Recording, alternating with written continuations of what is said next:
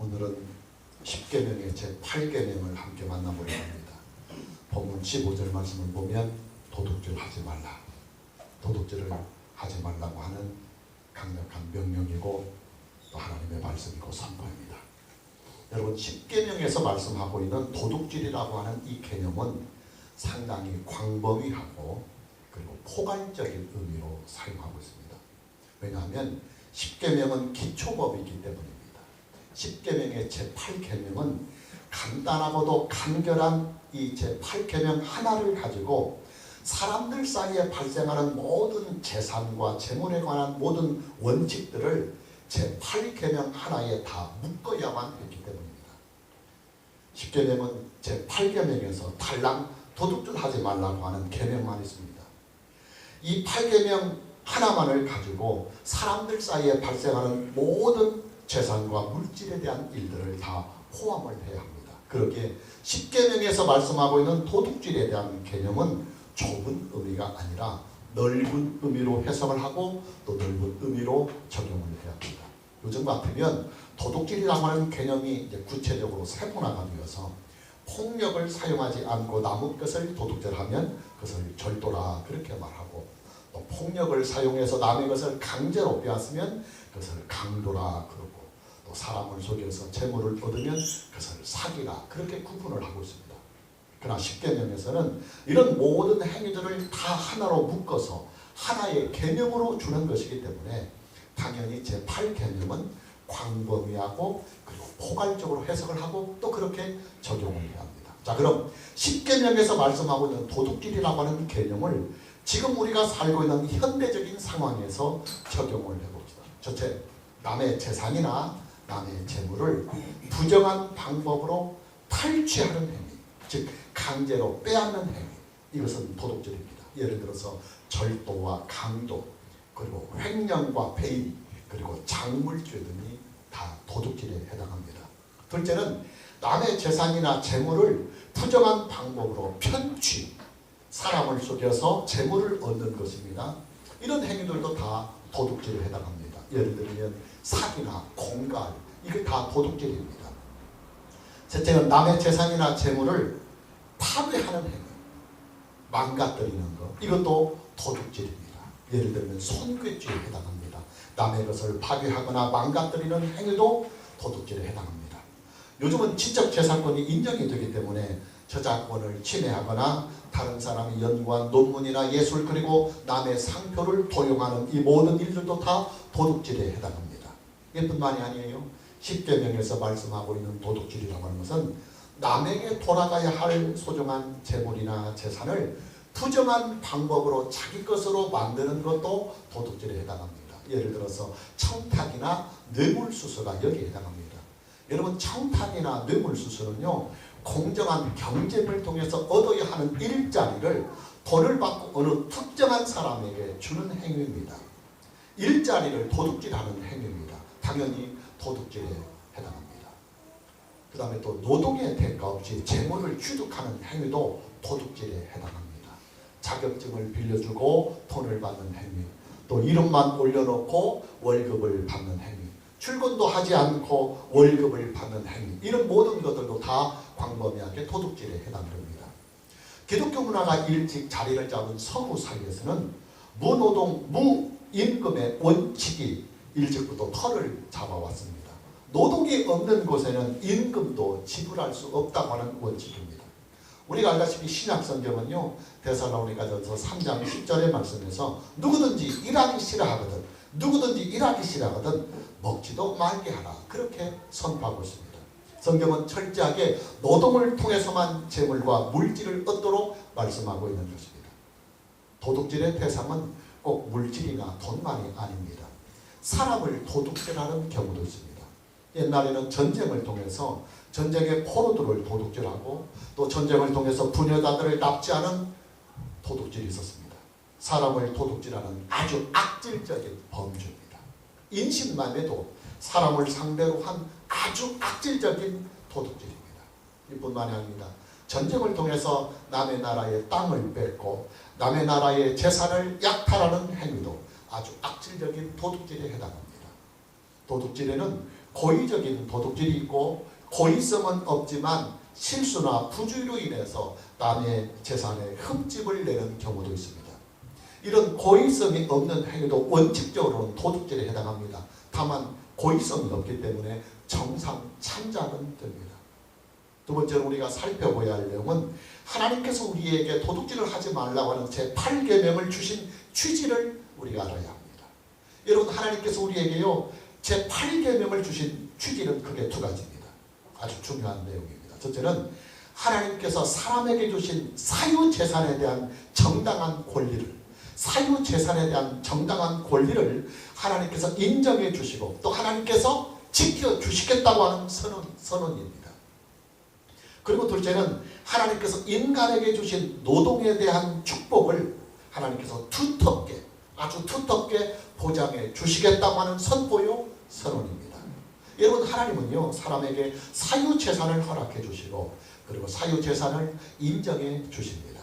뿐만 아니라 우리에게 허락해 주신 그 사유재산에 대하여 하나님은 아주 두텁게 그 사유재산을 지켜주시고 또 보호해 주십니다. 아주 중요한 말씀입니다. 여러분, 원칙적으로 이 세상에 있는 모든 것들은 다 하나님께서 주인이 되십니다. 하나님께서 다 만물을 만드셨기 때문입니다.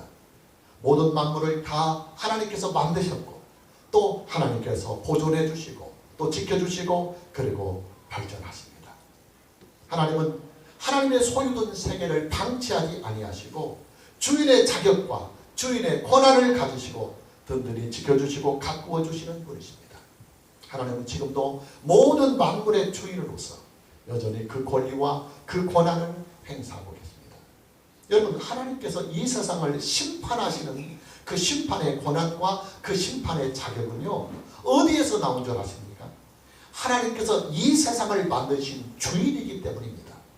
하나님께서 이 세상의 모든 것들의 주인이 되기 때문에 하나님은 그 주인의 자격과 주인의 권한으로 이 세상을 심판할 수가 있는 것입니다.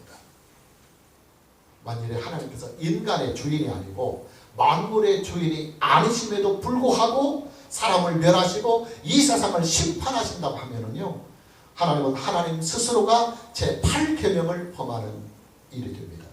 하나님께서 살인하지 말라는 계명을 주시고 사람을 죽였으니까 10계명을 어기는 것이고 또 하나님께서 도둑질하지 말라고 하는 계명을 주시고 남의 것을 다 손괴해버리고 말았으니까 남의 것을 다 파괴하고 말았으니까 하나님 스스로가 10계명을 범하는 것이 됩니다.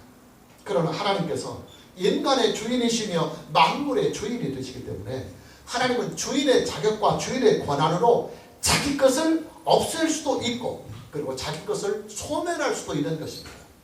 하나님께서 사람을 심판하시고 이 세상을 심판하시는 그 일은요 주인으로서의 정당한 권리 행사이고 그리고 주인으로서의 합법적인 권한의 행사인 것입니다. 감사한 것은 하나님께서는 인간에게 사유재산을 허락해 주셨다고 하는 이 사실입니다. 물론 인간의 사유재산에 대한 이 허락은 영원한 것이 아니고 한시적이며 임시적인 허락입니다.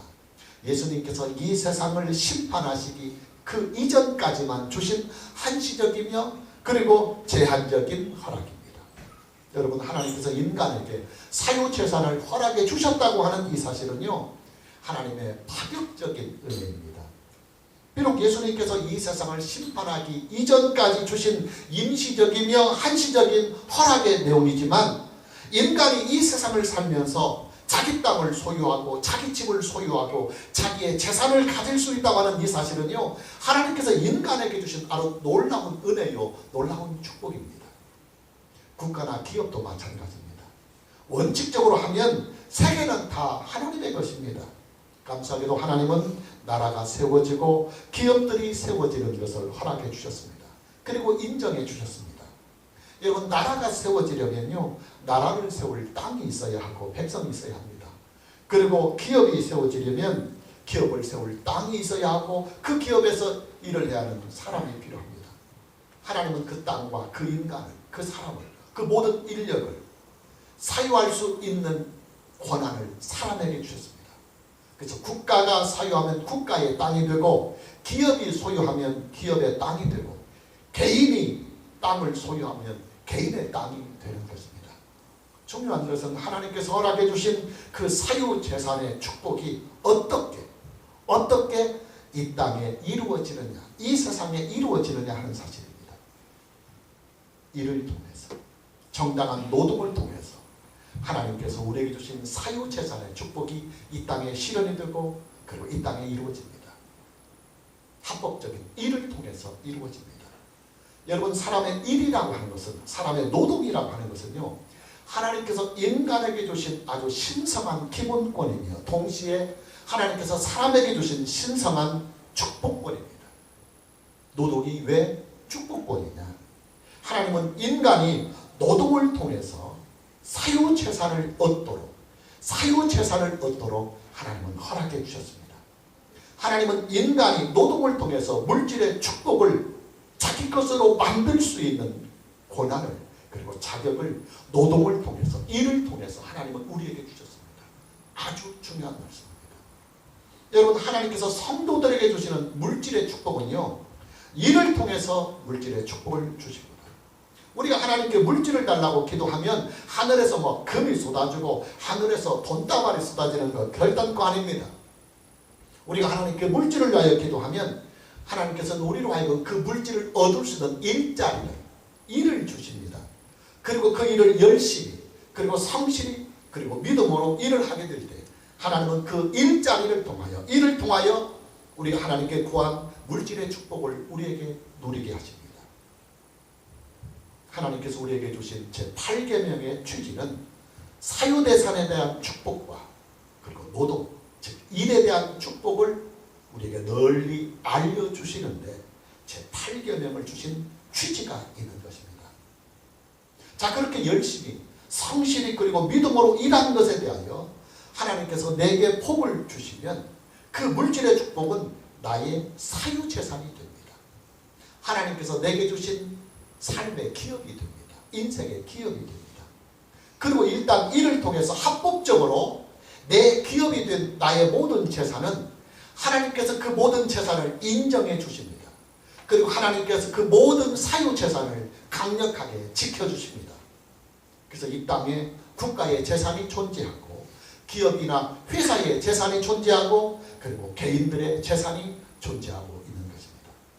국가는 하나님께서 그 나라에게 주신 기업을 가지고 국가를 운영합니다. 기업은 하나님께서 그 기업에게 주신 축복을 가지고 기업을 운영합니다. 가정은 하나님께서 그 가정에게 주신 기업을 가지고 가정을 운영합니다. 그리고 나는 하나님께서 나에게 주신 그 기업을 가지고 인생을 살아가는 것입니다. 근데 여러분, 만일에요, 하나님께서 국가에게 주신 기업이 다른 나라들로 인하여 도둑질을 당하거나 하나님께서 기업들에게 주신 그 기업이 다른 기업들로 인하여 도둑질을 당하고 하나님께서 내 가정과 내 개인에게 주신 기업이 도둑질을 당한다고 해봅시다. 여러분, 도둑질은요, 하나님께서 각자에게 주신 합당한 기업을 강탈하는 아주 나쁜 범죄입니다. 그러니 그런 도둑질을 하나님은 십계명을 통해서 강력하게 막는 것입니다. 그리고 만일에 이 계명을 어기고 남의 것을 도둑질하는 자가 있다고 한다면 하나님은 하나님의 거룩한 이름에 명예를 걸고 도둑질하는 자를 강력하게 심판하시겠다고 하는 선언입니다. 우리가 지난주 몇 주 전에 만나보았지만 출애굽한 이스라엘 백성들이 르비딤에서 잠시 휴식을 취하고 있을 때 아말렉이 이스라엘 백성들을 급습해서 전쟁이 벌어지는 사건이 있었습니다. 여러분, 이 전쟁은요, 아말렉이 이스라엘 백성들의 재산과 그리고 부녀자들을 약탈하기 위한 도둑질이었습니다. 그렇기 때문에 하나님께서 아말렉을 지구상에서 영원히 멸하시겠다고 하는 선포를 하시고 실제로 지구상에서 아말렉의 족속들을 다 멸하셨습니다. 여러분, 세계의 역사를 보면요, 남의 나라를 약탈하기 위하여 전쟁을 즐겨했던 군주나 그런 나라들은 하나님께서 다 심판을 하셨습니다. 남의 나라를 도둑질하거나 남의 재산을 도둑질하거나 사람들을 도둑질한 모든 사람은 하나님께서 반드시 심판하십니다. 구약 성경에 보면요, 하나님의 이름으로 행하는 거룩한 전쟁이 있어요. 우리가 그것을 성전이라고 합니다. 구약시대의 성전, 즉 거룩한 전쟁, 여호와의 이름으로 하는 전쟁은 크게 두 가지입니다. 첫째는 하나님의 심판을 대행하는 수단으로서의 전쟁입니다. 예를 들어서 이스라엘 백성들이 가나안을 정복하면서 가나안에 있는 모든 족속들을 다 멸하신 것, 이것은 하나님의 심판을 이스라엘 백성들이 대행을 하는 거룩한 전쟁입니다. 그리고 사울왕 시대에 사울왕이 아말렉을 진멸하기 위해서 출전한 전쟁 역시도 하나님의 심판을 대행하는 전쟁입니다. 그러나 다른 차원의 거룩한 전쟁이 있습니다. 그게 뭐냐면 하나님께서 나에게 주신 기업을 누군가가 빼앗으려고 할 때, 내가 성실히 일하고 그리고 성실히 노력해서 얻은 이 소중한 재산을 누군가가 강탈하려고 하고 도둑질을 할 때 내가 내 재산을 지키기 위하여 싸우는 모든 전쟁, 이 싸움은 성전입니다. 거룩한 전쟁입니다. 하나님께서 함께 하시고 지켜주시며 이기게 하시는 거룩한 전쟁입니다. 여러분, 자기의 기업을 지키려고 싸우는 전쟁이나 싸움은요, 하나님께서 함께 하십니다. 전쟁을 하는 사람은 여호와의 이름으로 싸웁니다. 하나님의 이름으로 싸웁니다. 성경에 보면 이런 전쟁이 아주 많이 나와요. 예를 들어서 아브라함이 조카 롯을 구하기 위하여 싸우는 전쟁은 기업을 지키기 위한, 소중한 가족을 지키고 소중한 사람을 지키고 소중한 재산을 지키기 위한 거룩한 전쟁이었습니다. 그러기에 하나님께서 이 전쟁에 함께 하셔주셔서 아브라함이 318명의 사병을 거느리고 메소포타미아 원정 연합군을, 그 많은 연합군을 다 이길 수가 있게 하셨던 것입니다. 우리가 이제 창세기를 보면 야곱의 축복이 나옵니다. 그런데 여러분, 하나님께서 야곱에게요 기적적인 축복을 주셨는데, 하나님께서 야곱에게 그 기적적인 축복을 어떻게 주신 줄 아십니까? 그의 삼촌 라반의 가축을 다 빼앗아서 야곱에게 축복으로 주셨습니다. 하나님께서 왜 그의 외삼촌 라반의 가축을 다 빼앗아서 야곱에게 주었을까요? 라반이 야곱에게 노동의 대가를 정상적으로 주지 않았기 때문에 그래요. 14년 동안이나 야곱은 라반 밑에서 성실하게 열심히 일을 했습니다. 그런데 그 노동의 대가를 정상적으로 지불하지 않았습니다. 그렇기 때문에 하나님은 라반의 불의한 재산을 뺏어서서 야곱에게 합당하게 준 것입니다. 여러분, 하나님의 기업이라고 하는 것은요, 이렇게 아주 무서운 것입니다. 만일 누가 하나님께서 우리에게 주신 축복, 이 기업을 도둑질하려고 하면 하나님께서 그와 싸우십니다. 그리고 하나님은 도둑질한 자를 심판하십니다. 그만큼 하나님이 우리에게 주신 축복, 기업이라고 하는 것은요, 아주 거룩하고 귀한 것입니다. 여러분, 우리들 주변에 보면요, 물질로 어려움을 겪고 있는 분들이 참 많습니다. 선천적으로 어려운 가정에 태어난 분들도 있고, 또 사고나 악재나 그리고 경기 불황들로 인해서 경제적인 어려움을 겪고 있는 분들도 있습니다. 또 어떤 분들은 일하고 싶어도 일자리를 구하지 못하여서 경제적으로 어렵게 살아가는 분들도 있습니다. 그러나 여러분, 우리는 이것을 분명히 알아야 합니다. 하나님은요, 우리에게 맞는 일자리를 반드시 주십니다. 할렐루야. 그리고 우리가요, 일을 하려고만 하면 그것이 좀 굳은 일이라 할지라도 정당하고 합법적으로 돈을 벌을 수 있는 일자리와 직장과 직업을 하나님은 반드시 성도에게 주십니다. 왜냐하면 일이라고 하는 것은 하나님께서 인간에게 주신 기본권이기 때문입니다. 우리는 하나님을 믿고 일자리를 구하고 하나님께 구하여서 일자리를 찾아야 합니다. 그리고 하나님께서 우리에게 적당한 일자리를 주시면 우리는 그 일자리에서 열심히 성실히 믿음으로 일을 하면 하나님께서 그 일에 대한 모든 열매와 대가를 우리에게 복으로 주시고, 그 복은 우리의 기업이 되고 우리의 사유재산이 됩니다. 제게 별로 가깝지 않은 사촌형이 한 분 계시는데 아주 찢어지게 가난한 분입니다. 그분이 40대 초반쯤 되었을 때 가족과 함께 살그머니 서울로 이사를 했어요.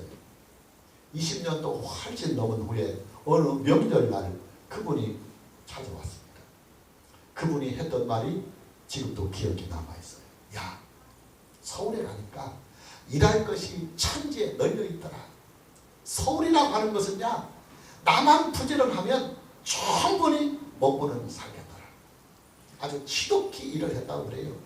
배운 것도 없고 가진 것도 없고 빽도 없으니까 내 입맛에 맞는 일자리는 구하지 못하지만 남들이 잘 안 하려고 하는 굳은 일을 찾아서 열심히 하다 보니까 아이들도 가르치고 그 서울에서 집도 하나 장만하고 그냥 살만 하더라는 거예요. 그래요 여러분, 하나님은요 축복의 방편으로 우리에게 일을 주십니다. 여러분, 물질이 축복이 아니라 그 물질을 얻을 수 있는 일자리를 얻는 것이 진정한 성경적인 축복입니다. 할렐루야. 여러분, 일 그 자체가 복이에요. 일을 할 수 있다고 하는 것 이 자체가 우리에게 얼마나 큰 축복인지 모릅니다. 하나님은 우리에게 일자리를 주십니다. 우리가 하려고만 하면 얼마든지 하나님은 우리에게 일자리를 주십니다. 그리고 하나님께서 우리에게 주신 그 일자리에서 열심히 성실히 그리고 믿음으로 일을 하면 하나님은 그 노동에 대한 대가를 우리에게 축복으로 기업으로 반드시 주십니다. 오늘 저와 여러분 모두에게 일을 통해서 물질의 축복을 얻고 그 물질의 축복을 누리면서 행복하고 평안한 인생을 살 수 있는 은혜가 있기를 주님의 이름으로 축복합니다. 여러분, 도둑질을 하지 말라고 하는 이 제8계명은요 언뜻 보기에는 율법 같은 느낌이 들지만 사실 제8계명은 하나님께서 인간에게 주시는 보편적이며 일반적인 축복의 선포요 축복의 선언입니다. 창조자인 내가, 모든 것들의 주인인 내가 너에게 사유재산을 허락해 주노라. 그리고 그 사유재산은 네가 이 땅에 사는 동안 내 인생의 기업이 되게 하리라. 거기다가 하나님께서 우리에게 주신 그 축복과 기업을 하나님의 거룩한 이름의 명예를 걸고 두텁게 지켜 보호해 주시겠다고 하는 강력한 선포와 선언이 제8계명에 담겨 있습니다. 여러분, 그렇잖아요. 뼈가 부서지도록 열심히 그리고 성실히 일한 노동의 대가를 누군가가 도둑질을 해간다고 한다면 도둑을 받는 사람의 인생이 뭐가 되겠습니까? 그래서 하나님은 제8계명을 통해서 도둑질하는 것을 강력하게 규제하고, 그럼에도 불구하고 누군가가 도둑질하는 자가 있다면 하나님은 그 제8계명을 가지고 그를 강력하게 심판하시는 것입니다. 또 한 가지는 노동의 중요성입니다. 노동의 중요성. 여러분, 하나님께서는요 사람이 일을 할 수 있다고 하는 이 사실이 우리에게 얼마나 큰 은혜요 얼마나 큰 축복인지를 제8계명을 통해서 우리에게 가르쳐 주고 계십니다. 뿐만 아니라 일을 하는 사람에게는 반드시 하나님께서 그에게 주시는 기업이 있고 하나님께서 그에게 주시는 축복이 있고 그 모든 기업과 축복은 그의 사유재산이 된다고 하는 사실을 하나님은 제8계명을 통해서 우리에게 선포해 주시고 선언해 주시는 것입니다. 일찍부터 기독교 문화가 깊이 배어있는 서구 선진국들은요 어린 자녀들에게 용돈을 하나 주는 일도 그냥 주지 않고 그 어린 자녀가 감당할 수 있는 적은 일을 통해서 용돈을 주는 것이 생활화가 되어 있다고 합니다. 예를 들어서 아버지의 구두를 닦게 한다든지, 아니면 어머니를 도와서 집안에 청소를 하게든지, 아니면 아버지를 도와서 그가 할 수 있는, 소년이 할 수 있는 적은 일을 가정에서 하게 하고 그 일에 대한 대가로 용돈을 주는 것입니다. 그래서 어려서부터 일하는 습관을 들이고 일을 통해서만 물질을 얻는다고 하는 이 성경적인 물질관을 어려서부터 가르치는 것입니다. 한국의 부모님들은요 자녀들을 너무 마마보이로 키웁니다. 너무 옹냐옹냐고 키웁니다. 여러분, 지금 우리나라를 보십시오. 젊은 인재들이요 공대를 가지 않으려고 합니다. 인문 계열이나 자연 계열만 다 선호합니다. 현장에서 땀을 흘리는 그 노동을 하지 않으려고 하는 것입니다. 꺼려하는 것입니다. 그러나 여러분, 월급은요 현장에서 일하는 사람들이요 훨씬 더 많이 받아요. 그리고 대우도 훨씬 좋고 직장도 훨씬 더 튼튼합니다. 정년퇴직도요 훨씬 늦게 합니다.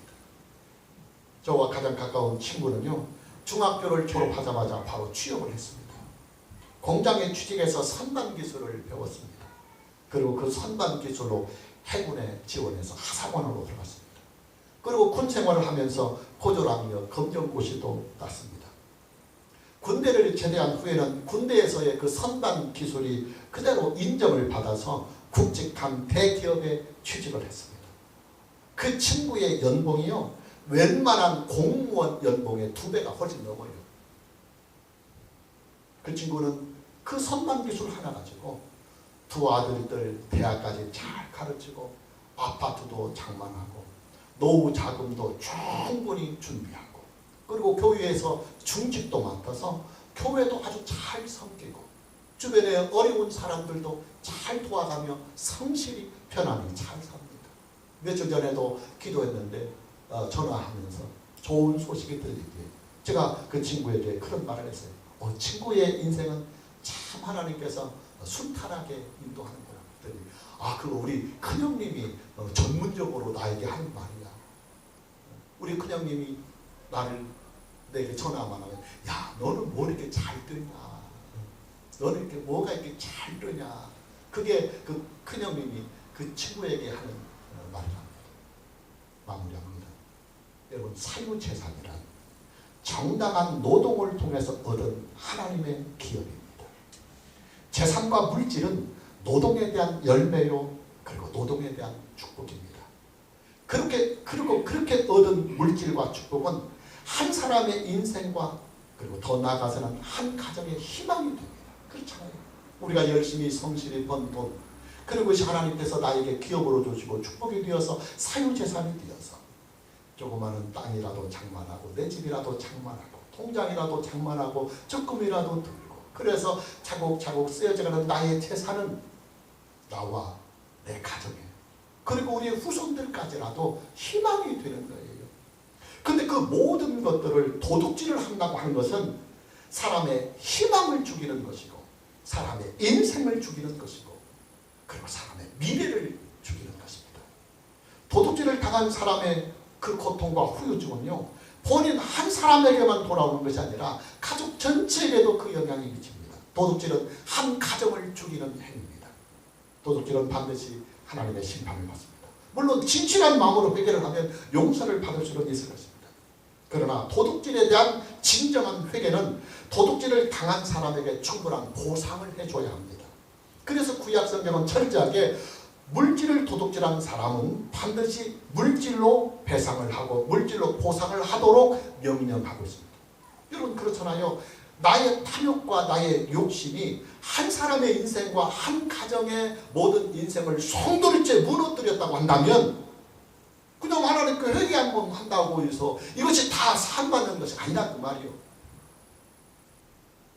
충분히 나의 도둑질로 희망을 잃어버리고 삶을 잃어버린 그 가정과 그 사람에게 충분한 물질적인 보상을 해줘야만 이게 진정한 회개라고 할 수가 있는 것입니다. 물질이다. 정당하고도 합법적인 노동을 통해서만 얻어야 합니다. 이것이 기독교인의 축복관이요, 성경이 우리에게 주시는 축복의 원리입니다. 오늘 저와 여러분들에게 남의 것을 도둑질하지 말고 정당하고 합법적인 노동, 일을 통해서 하나님께서 우리에게 주시는 물질적인 축복을 충분히 누리며 그리고 충만하게 누리며 사는 은혜가 있기를 주님의 이름으로 축복합니다. 찬양합니다.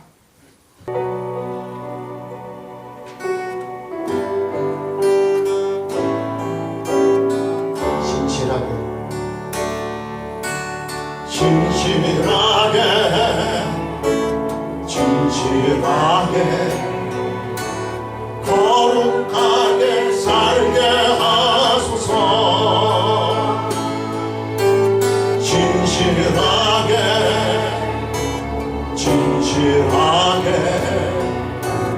거룩하게 살게 하소서.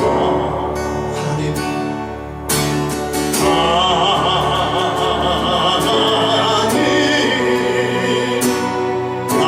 나의